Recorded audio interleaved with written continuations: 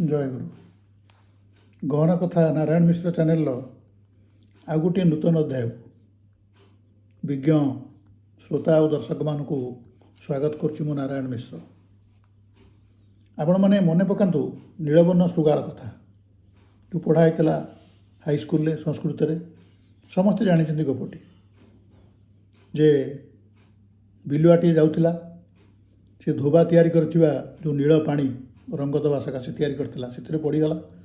ସେ ନୀଳବର୍ଣ୍ଣ ଶୃଗାଳ ହୋଇଗଲା। ତାକୁ ବଣରେ କେହି ଚିହ୍ନି ପାରିଲେ ନାହିଁ। ତେଣୁ ତାକୁ ରାଜା ଭାବି ସମସ୍ତେ ବସେଇଲେ, ତା କଥା ମାନିଲେ। କିନ୍ତୁ ସନ୍ଧ୍ୟାବେଳକୁ ଯେତେବେଳେ ଅନ୍ୟ ବିଲୁଆମାନେ ହୁକେ ହୋ ହେଲେ, ସେ ବି ହୁକେ ହୋ ଡାକ ଛାଡ଼ିଲା ଏବଂ ଜଣାପଡ଼ିଗଲା ଯେ ସେଟା ସିଂହ ନୁହଁ ବା ସିଂହଠୁ ବଡ଼ କୌଣସି ପଶୁ ନୁହଁ, ସେ ଛାର ବିଲୁଆଟେ ବୋଲି। କହିବାର ତାତ୍ପର୍ଯ୍ୟ ହେଉଛି ଯେ ଆପଣ ଯେତେବେଳେ ମୁଖା ପିନ୍ଧନ୍ତି, କୌଣସି ମୁଖା ପିନ୍ଧନ୍ତି ସେତେବେଳେ ବା ଆପଣ ମୁଖା ପିନ୍ଧିଲା ଭଳିଆ କଥାବାର୍ତ୍ତା କରନ୍ତି, ଆପଣ ଯାହା ନୁହଁ ସେଭଳି ବ୍ୟବହାର ଦେଖାନ୍ତି, ଆଜି ନହେଲେ କାଲି ଆପଣ ନିଶ୍ଚୟ ଧରା ପଡ଼ିଯିବେ ଏବଂ ବେଇଜ୍ଜତ ହେବେ। ତେଣୁ ସେଭଳି କାର୍ଯ୍ୟ କେବେ କରନ୍ତୁ ନାହିଁ। ଆମେ ଗୋଟେ କଂକ୍ରିଟ ଉଦାହରଣ ନେବା, ଗୋଟେ ଭଲ ପ୍ରକୃଷ୍ଟ ଉଦାହରଣ ଗୋଟେ ନେବା। ଆମ ଡିପାର୍ଟମେଣ୍ଟରେ, ଫିଜିକ୍ସ ଡିପାର୍ଟମେଣ୍ଟରେ ପୋଷ୍ଟ ଗ୍ରାଜୁଏଟ୍ ଯେଉଁଠି PG MSc ପଢ଼ା ହେଉଥିଲା, ଗୋଟେ ପିଅନ୍ ଥିଲା। ସେ ପିଅନ୍ଟି ତା'ର ବେଶ ପୋଷାକ ଆପଣ ଦେଖିବେ ଯେକୌଣସି ପ୍ରଫେସର ବୋଲି ଭାବିବେ। ଆମେ ପ୍ରଥମେ ଆଡ଼ମିସନ୍ ହେଲେ ତାକୁ ଅନେକ ଥର ନମସ୍କାର କରିଦେଇଛୁ, ଭାବିଛୁ ଇଏ ବି ଜଣେ ପ୍ରଫେସର। ତାଙ୍କ ଯିବା ଆସିବା, ଚାଲିଚଳନ, କଥାବାର୍ତ୍ତା, ପୋଷାକ ପତ୍ର ଦେଖିଲେ ଯେ କେହି ଭାବିବ ଇଏ ବୋଧେ ଜଣେ ପ୍ରଫେସର। ସେ ଯେଉଁଦିନ ପ୍ରଥମେ କ୍ଲାସ୍କୁ ଆସିଲେ, ସାର୍ ଆସିବା ପୂର୍ବରୁ, ଏବଂ ଡଷ୍ଟର ଆମେ ସବୁ ଠିଆ ହେଇଗଲୁ ତାଙ୍କୁ ଅଧ୍ୟାପକ ଭାବିକିରି। ସେ ଆମକୁ ବାଁ ହାତରେ ଇଙ୍ଗିତ ଦେଲେ ବସିବାକୁ ଏବଂ ଡାହାଣ ହାତରେ ଡଷ୍ଟର ଧରିକିରି କଳାପଟା ସଫା କଲେ। ତାପରେ ସାର୍ ଆସିଲେ। ଆମେ ପଛରେ ଜାଣିଲୁ ଯେ ସାର୍ ଯେତେବେଳେ ପାଣି ପାଇଁକି ମାଗିଲେ, ବାରମ୍ବାର ବିନୋଦ ବିନୋଦ ବୋଲି ଡାକ ଛାଡ଼ିଲେ, ବିନୋଦ ଆସିକିରି ପାଣି ଦେଲା। ତାପରେ ଆମେ ପଚାରିଲୁ ଯେ ଜଣେ ପ୍ରଫେସର କ'ଣ ଡାକୁଛନ୍ତି, ଆଉ ଜଣେ ଲେକ୍ଚରର ଆସି ପାଣି ଦେଉଛି, ତା ତ ନୁହଁ। ଆମେ ବୁଝିଲୁ ଯେ ସେ ନାହିଁ, ସେ ଡିପାର୍ଟମେଣ୍ଟରେ ପିଅନ୍ ଅଛନ୍ତି। କିନ୍ତୁ ତା ପୋଷାକ ପରିଚ୍ଛଦ ଦେଖି କେହି ଭାବିବେନି ଯେ ସେ ଗୋଟେ ପିଅନ୍ ବୋଲି। ଏ ବହୁତ ଜାଗାରେ ବହୁତ ପିଅନ୍ ଅଛନ୍ତି ଏବଂ ସେମାନେ ବି ବହୁତ ଲୋକ ବି ମେଣ୍ଟେନ୍ କରୁଛନ୍ତି ନିଜକୁ, ଜଣାପଡ଼ିବେନି ଯେ ସେମାନେ ପିଅନ୍ ବୋଲି। କିନ୍ତୁ ଏ ବିନୋଦ ବାବୁଙ୍କ କଥା ପୁରା ତାଙ୍କ ଇତିହାସ ନ ଶୁଣିଲେ ଆପଣ ଜାଣିପାରିବେନି ଯେ କିଭଳି ନାଇଲନ୍ ଜାଲରେ ସେ ପଡ଼ିଯାଇଥିଲେ। ବିନୋଦ ବାବୁ ଯେତେବେଳେ ଡିପାର୍ଟମେଣ୍ଟରେ ଥାଆନ୍ତି, ସେ ଯେତେବେଳେ କାମ ନଥାଏ, କ୍ଲାସ୍ କିଛି ନଥାଏ, ସେ ଅନ୍ୟ ଡିପାର୍ଟମେଣ୍ଟର ଝିଅମାନଙ୍କ ସହିତ ଯାଇକରି ସମ୍ବନ୍ଧ ରଖନ୍ତି। ଆଜିକାଲି ଯେମିତି ଚାଲିଛି ସବୁ ପ୍ରେମ ସମ୍ବନ୍ଧ, ଲଭ୍, ଯେ ତାକୁ ସବୁ କହନ୍ତି ଯେ ମୁଁ ଡିପାର୍ଟମେଣ୍ଟରେ ରିସର୍ଚ୍ଚ କରୁଛି, ମୁଁ ଗୋଟେ ରିସର୍ଚ୍ଚ ସ୍କଲାର। ତେଣୁ ଅନ୍ୟ ଡିପାର୍ଟମେଣ୍ଟରେ ଯେଉଁମାନେ ରିସର୍ଚ୍ଚ କରୁଥିବେ ସେମାନେ ଜାଣିପାରିବେନି ଯେ ଫିଜିକ୍ସରେ ରିସର୍ଚ୍ଚ ସ୍କଲାର କେଉଁମାନେ ଅଛନ୍ତି। ତେଣୁ ସେମାନେ ଆଙ୍କ କଥାରେ ଭୁଲି ଯାଆନ୍ତି। ଏମିତି ଅନେକ ଝିଅଙ୍କ ସହିତ ସେ ସମ୍ପର୍କ ରଖିଛନ୍ତି, ମାନସିକ, ଶାରୀରିକ, ଏବଂ ତାକୁ ଛାଡ଼ି ଦେଇଛନ୍ତି। ନିଜର ଯେତେବେଳେ ବାହାଘର ଠିକ୍ ହେଲା ବିନୋଦ ବାବୁଙ୍କର, ସେତେବେଳେ ଜଣେ ଓକିଲ କହିଲେ ଯେ ମୋର ଗୋଟେ ଝିଅ ଅଛି, ଆଉ ମୁଁ ହେଉଛି ଡେପୁଟି ସେକ୍ରେଟେରିଏଟ୍ରେ ଅଛି। ମୋର ଝିଅଟି MSc ପାସ୍ କରିକିରି MA ପାସ୍ କରିକିରି PhD କରୁଛି। ତେଣୁ ଇଏ ବି ତାକୁ କହିଛନ୍ତି ଯେ ମୁଁ ରିସର୍ଚ୍ଚ ସ୍କଲାର ଅଛି ଡିପାର୍ଟମେଣ୍ଟରେ। ତେଣୁ ବାହାଘର ଠିକ୍ ହେଇଗଲା। ବାହାଘର ତ ଠିକ୍ ହେଇଗଲା। ଇଏ ପ୍ରକୃତିରେ ଯିଏ ପିଅନ୍ ବିନୋଦ ବାବୁ, ତାଙ୍କର କ୍ୱାଲିଫିକେସନ୍ ହେଉଛି ମାଟ୍ରିକ ଯାଏ ପଢ଼ିଛନ୍ତି, ପାସ୍ କରିନାହାନ୍ତି। ନାହିଁ, ଦଶମ ପର୍ଯ୍ୟନ୍ତ ଯାଇଛନ୍ତି, ଏକାଦଶ ଶ୍ରେଣୀ ଯାଇଛନ୍ତି ନାହିଁ କିଛି କହୁନାହାନ୍ତି, କିନ୍ତୁ ମାଟ୍ରିକ ପରୀକ୍ଷା ଦେଇନାହାନ୍ତି, ପାସ୍ କରିବା ଦୂରର କଥା। ତେଣୁ ଯେତେବେଳେ ତାଙ୍କର ଗୋଟେ ଡେପୁଟି ସେକ୍ରେଟାରୀ ଝିଅ ସାଙ୍ଗରେ ବାହାଘର ଠିକ୍ ହେଇଗଲା, ସେ ଖୁସିରେ 2,000 ଟଙ୍କା ଲୋକଙ୍କୁ ଦେଇଦେଲେ, ତାଙ୍କ ସାଙ୍ଗମାନଙ୍କୁ, ଯେ ଏଇଟା ମଦ ପିଇବା ବାବଦ ରଖ। 5,000 ଟଙ୍କା ଖର୍ଚ୍ଚ କଲେ ଲାଇଟ୍ ଫାଇଟ୍ ସଜେଇବାରେ, ଏବଂ ଖାଇବା ପିଇବାରେ କେତେ ଖର୍ଚ୍ଚ କରିଛନ୍ତି କହିହେବନି, ବହୁତ ଖର୍ଚ୍ଚ କରିଛନ୍ତି। ବାହାଘର ସରିଗଲା। ଯେତେବେଳେ ବାହାଘର ସରିଗଲା, କିଛି ଦିନ ପରେ ବିନୋଦ ବାବୁ ଦେଖା ନାହାନ୍ତି, କାରଣ ସେ ଛୁଟିରେ ଅଛନ୍ତି। ପ୍ରାୟ ମାସେ ଖଣ୍ଡେ ଛୁଟି ନେଇ ସେ ଅଛନ୍ତି। ଅନ୍ୟ ଡିପାର୍ଟମେଣ୍ଟ, ଆମ ଡିପାର୍ଟମେଣ୍ଟରେ, ଅନ୍ୟ ଫିଜିକ୍ସ ଡିପାର୍ଟମେଣ୍ଟରେ ଅନ୍ୟ ପିଅନ୍ମାନେ ସବୁ ଅଛନ୍ତି, କାମ ଚଳାଇଲେ। ସେ ନୂଆ ବାହା ହେଇଥିବାରୁ ତାଙ୍କୁ ଛୁଟି ମାସେଟା ଦିଆହେଇଥିଲା, ପ୍ରଫେସର ଦେଇଥିଲେ। ତେଣୁ ସିଏ ମାସେ ଛୁଟି ନେଇକି ରହିଗଲେ। ଆମେ ବି କେତେବେଳେ ଆମେ ସେଠୁ ପାସ୍ କରିକି ଆସିଲୁଣି, ସିଏ ବାହା ହେଇଛନ୍ତି ବୋଲି ଆମେ ଶୁଣିଥିଲୁ। ବହୁତ ଦିନ ପରେ, ପ୍ରାୟ ବର୍ଷେ ଖଣ୍ଡେ ପରେ, ବିନୋଦ ବାବୁ ଦେଖା ହେଲେ ଗୋଟେ ମଠରେ, ନିରାକାର ମଠରେ ବସିକି ସେ କୀର୍ତ୍ତନ କରୁଛନ୍ତି। ଧୋତି ପିନ୍ଧିଛନ୍ତି, ପଞ୍ଜାବୀଟିଏ ପିନ୍ଧିଛନ୍ତି, ଚିତା ଚୈତନ୍ୟ ମାରିଛନ୍ତି, ଏବଂ ଖୁବ୍ ଜୋରରେ କୀର୍ତ୍ତନ ଚାଲିଛି। କୀର୍ତ୍ତନ ବେଳେ ମୁଁ ଦେଖିଲି ଯେ ସେହି ବିନୋଦ ବାବୁ ତ ତାଙ୍କର ପ୍ୟାଣ୍ଟ ସାର୍ଟ ଗଲା କୁଆଡ଼େ, ଟାଇଫାଇ ଗଲା କୁଆଡ଼େ, କ'ଣ କୀର୍ତ୍ତନ କରୁଛନ୍ତି ଏସବୁ ବସିକରି।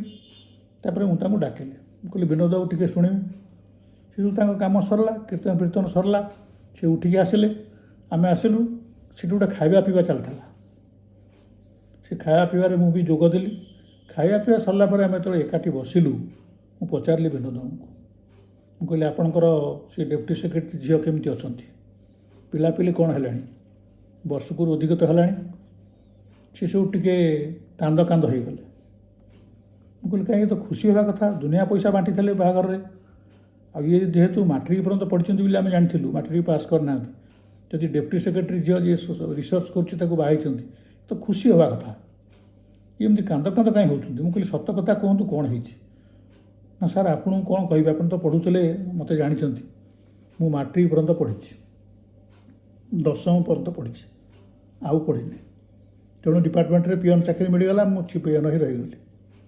ତେଣୁ ବାହାଘର ପୂର୍ବରୁ ଅନେକ ଡିପାର୍ଟମେଣ୍ଟର ଝିଅ ସହିତ ମୁଁ ପଦାର୍ଥ ବିଜ୍ଞାନ ଡିପାର୍ଟମେଣ୍ଟରେ ରିସର୍ଚ୍ଚ କରୁଛି କହିକିରି ଅନ୍ୟ ସବୁ ଡିପାର୍ଟମେଣ୍ଟ, ଅଧିକାଂଶ ଡିପାର୍ଟମେଣ୍ଟର ରିସର୍ଚ୍ଚ କରୁଥିବା, ପିଜି କରୁଥିବା ଝିଅମାନଙ୍କ ସହିତ ମୋର ପ୍ରେମ ସମ୍ପର୍କ ଗଢ଼ି ଉଠିଛି।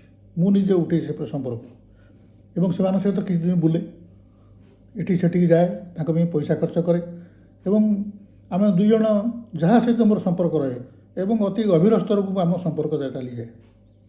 ଏମିତି ଅନେକ ଝିଅଙ୍କର ମୁଁ ଚରିତ୍ର ନଷ୍ଟ କରିବାରେ ସାହାଯ୍ୟ କରିଛି। ଭଗବାନ ବି ଗୋଟେ ସଂସ୍ଥା ଉପରେ ଅଛି, ସେଇଟା ମୁଁ ସେତେବେଳେ ଭୁଲି ଯାଇଥିଲି। ଏମିତି ମୋତେ ଭଗବାନ ଦଣ୍ଡ ଦେଲେ ଯେ ମୁଁ ପୁରା ଘରଦ୍ୱାର ଛାଡ଼ିକରି ଆସି ମଠରେ ବସିଛି। କହିଲି କ'ଣ ହେଲା, କ'ଣ କୁହନ୍ତୁ। ସେ ସବୁଟା ଆରମ୍ଭ କଲେ, କହିଲେ ଯେଉଁ ଝିଅଟିକି ମୁଁ ଡେପୁଟି ସେକ୍ରେଟାରୀଙ୍କ ଝିଅ ବୋଲି ଭାଇ ବାହା ହେଲି, ସେ ପ୍ରକୃତରେ ସେ ଓକିଲଙ୍କ ଘରେ କାମ କରୁଥିବା ଗୋଟିଏ ଝିଅ। ଆଉ ତା'ର କ୍ୱାଲିଫିକେସନ୍ ହେଉଛି ସେ 7ମ ପର୍ଯ୍ୟନ୍ତ ପଢ଼ିଛି, 7ମ ପାସ୍ କରିନି। ମୁଁ ଯେମିତି ମାଟ୍ରିକ ପର୍ଯ୍ୟନ୍ତ ପଢ଼ିଛି, ସେ ସେମିତି 7ମ ପର୍ଯ୍ୟନ୍ତ ପଢ଼ିଛି। ତା ସହିତ ମୋର ବାହାଘର ହୋଇଗଲା। ସେ ଓକିଲ ସେ ଝିଅଟିକୁ ଗାଁରୁ ଆଣି ରଖି କାମଦାମ କରାଉଥିଲେ, ବୋଲାକ କରାଉଥିଲେ ଏବଂ ତାକୁ ବାହା କରିଦେବାର ପ୍ରତିଶ୍ରୁତି ଦେଇଥିଲେ। ସିଏ ଯେତେବେଳେ ବୁଝିଲେ ଯେ ମୋତେ ସମସ୍ତେ ମୋ ବ୍ୟବସାୟପତ୍ର ଦେଖି ଭାବୁଛନ୍ତି ମୁଁ ଅଧ୍ୟାପକ ବୋଲି, କିନ୍ତୁ ପ୍ରକୃତରେ ମୁଁ ଗୋଟେ ପିଅନ, ସେତେବେଳେ ସେ ଠିକ୍ କଲେ ଯେ ଏଇ ଯେଉଁ ଲୋକଟି ବାହାଦୁର ଦେଖାଉଛି, ଖାଲି ଡ୍ରେସ୍ ପତ୍ର ପିନ୍ଧି ଲୋକଙ୍କୁ ଠକୁଛି ଏବଂ ଅନ୍ୟ ଡିପାର୍ଟମେଣ୍ଟ ଝିଅମାନଙ୍କୁ କହୁଛି ଯେ ମୁଁ ଫିଜିକ୍ସ ଡିପାର୍ଟମେଣ୍ଟରେ ରିସର୍ଚ୍ଚ କରୁଛି, ତାଙ୍କ ସହିତ ପ୍ରେମ ସମ୍ପର୍କ କରୁଛି, ତେଣୁ ୟାକୁ ଗୋଟେ ନିହାତି ଏଇ ଝିଅଟିକି ବାହା କରିଦେଲେ ଠିକ୍ ହେବ।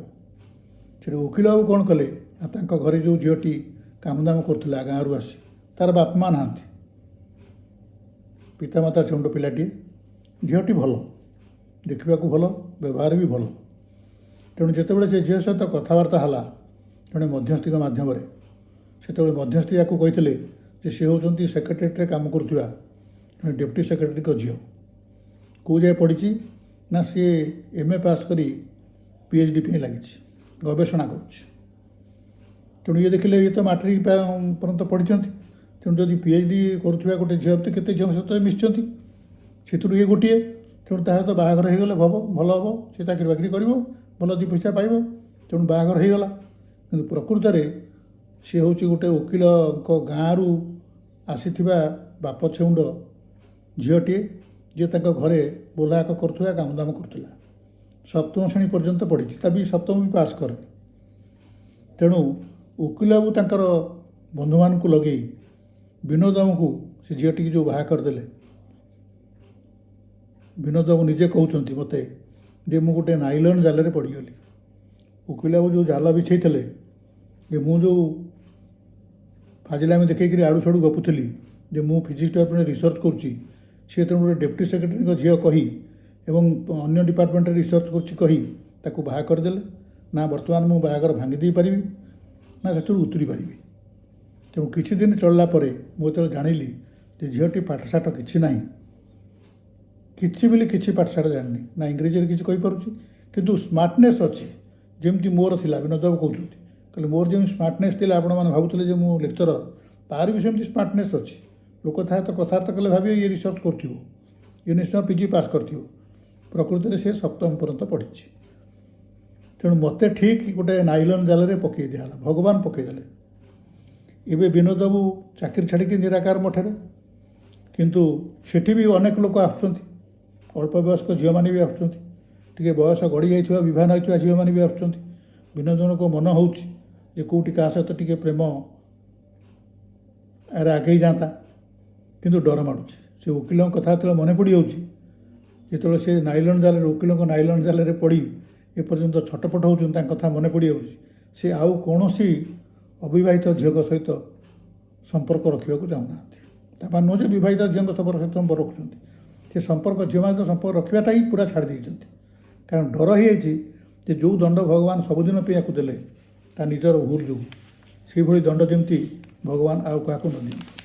ଆପଣଙ୍କୁ ଆଉ ଥରେ ମୁଁ ନୀଳବର୍ଣ୍ଣ ଶୃଗାଳ କଥା ମନେ ପକାଇ ଦେଉଛି। ଆରମ୍ଭରୁ କହିଥିଲି, ନୀଳବର୍ଣ୍ଣ ଶୃଗାଳଟି ଶୃଗାଳ, ସିଏ ସିଂହଠାରୁ ଶକ୍ତିଶାଳୀ ଜନ୍ତୁ ନୁହେଁ ଯେ ତାକୁ ବଣର ଅନ୍ୟ ଜନ୍ତୁମାନେ ଆଣିକରି ସିଂହାସନରେ ବସେଇକରି ପୂଜା କରିବେ। ଆଜି ନହେଲେ କାଲି ଆପଣ ଯେଉଁ ମୁଖା ପିନ୍ଧିକିରି କଥାବାର୍ତ୍ତା କରୁଛନ୍ତି, ମୁଖା ପିନ୍ଧିକିରି ବ୍ୟବହାର ଦେଖାଉଛନ୍ତି, ସେଇଟା ଖୋଲିଯିବ। ତେଣୁ କାହାକୁ ବି ଦୁନିଆରେ କୌଣସି ପ୍ରକାରେ କେତେ ସମୟ ପର୍ଯ୍ୟନ୍ତ, ଯେତେ କମ୍ ସମୟ ପର୍ଯ୍ୟନ୍ତ ହେଉ, ଠକିବାକୁ ଚେଷ୍ଟା କଲେ ଉପରେ ଯେଉଁ ସଂସ୍ଥା ବସିଛି ଭଗବାନ, ଯେ ତାଙ୍କର ଯେଉଁ କମ୍ପ୍ୟୁଟର ଅଛି, ସେଥିରେ ଯେଉଁ ରେକର୍ଡ଼ିଂ ହେଉଛି, ସେଥିରେ ଓଜନ ହୋଇକରି ଫଳ ମିଳିବ।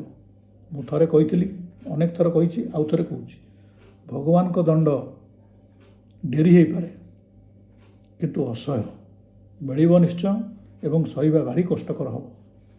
ଅନୈତିକର କାର୍ଯ୍ୟ କଲେ ଦଣ୍ଡ ନିଶ୍ଚିତ ମିଳିବ, ଦଣ୍ଡର ନିଶ୍ଚିତତା ଅଛି, ଏବଂ ସେ ଦଣ୍ଡ ଏତେ କଷ୍ଟକର ହେବ ଯେ ସେ ଦଣ୍ଡକୁ ୱେଭ୍ କରିବା, ତ ପୁରା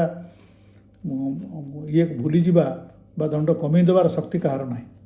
ଦଣ୍ଡ ନିଶ୍ଚୟ ମିଳିବ ଏବଂ ଠିକ୍ ସମୟରେ ମିଳିବ, ଏବଂ ସେ ଦଣ୍ଡ ସହିବା ଭାରି କଷ୍ଟକର ହେବ। ଭଗବାନଙ୍କ ଦଣ୍ଡର ପ୍ରହାର ନିଃଶବ୍ଦ କିନ୍ତୁ ଭୀଷଣ। ଏତିକ ଯେମିତି ସମସ୍ତ ମଣିଷ, ଯିଏ ମଣିଷ ପଦବାଚ୍ୟ ହୋଇ କଳିଯୁଗରେ ବଞ୍ଚନ୍ତି, ଏକଥା ସବୁଦିନ ପାଇଁ ମନେ ରଖନ୍ତି। ଆଉ ଥରେ ମୁଁ କହୁଛି, ଭଗବାନଙ୍କ ଦଣ୍ଡ ନିଃଶବ୍ଦ କିନ୍ତୁ ଅସହ୍ୟ, ଭୀଷଣ କଷ୍ଟ। ଆଜି ପାଇଁ ଏତିକି। ଯଦି ଆପଣମାନେ ବିଷୟଟି ଭଲ ଲାଗିଲା, ନିଶ୍ଚୟ ଲାଇକ୍ ସେୟାର କରିବେ। ଚ୍ୟାନେଲ୍ ଗହନ କଥା ନାରାୟଣ ମିଶ୍ର ଚ୍ୟାନେଲଟିକି ସବସ୍କ୍ରାଇବ୍ ନିଶ୍ଚୟ କରିବେ। ଆଉ ଯଦି ପାରନ୍ତି ଏ ଭିଡ଼ିଓଟି ଆପଣଙ୍କ ହ୍ୱାଟ୍ସଆପ୍ର ଷ୍ଟାଟସ୍ରେ ଦେବେ, ଯଦ୍ୱାରା ବହୁ ଲୋକ ଦେଖିବେ ଏବଂ ଜାଣିବେ। ସମ୍ପର୍କ ଥାଉ, ଆପଣଙ୍କୁ ଭଗବାନ ଭଲରେ ରଖନ୍ତୁ, ଆପଣଙ୍କ ପରିବାରକୁ ଭଲରେ ରଖନ୍ତୁ। ଏଇଭଳି ସମ୍ପର୍କ ଆମର ଥାଉ, ଆଗକୁ ବି ରହୁ। ଆଜି ପାଇଁ ଏତିକି, ନମସ୍କାର।